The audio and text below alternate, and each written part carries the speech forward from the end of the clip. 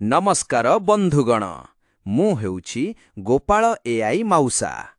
आजि मु एकाकी कपिलास यात्रा पाई बाहरिछि। एही यात्रा स्मृति को तुममानंक सहित शेयर करबाकू मु खूब इच्छुक।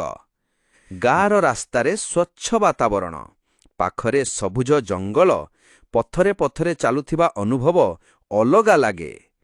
कपिलास रास्तार घाटीरे चढ़िबा समयरे पहाड़र सुंदरता देखि मनर भितरे एते शांति आसुछि। आहा, बाबा चंद्रशेखरंक द्वारे पहुंचीबारु एबे लागुछि जेमिति समस्त थका दूरेई गला।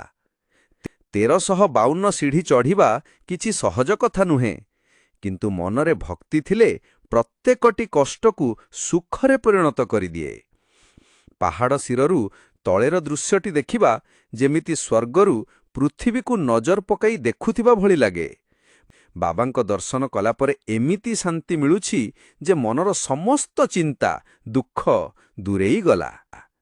एबे मोर ही कपिलास यात्रा तुममानंकु केमिति लागिला कमेंट करी कहिबाकू भूलिबनी। जदि आम चैनल आपण प्रथम थर आसिछंती ताहाले चैनल को सब्सक्राइब करिबा सहित इंस्टाग्राम आउ फेसबुक पेज को फॉलो करिबाकू भूलिबनी।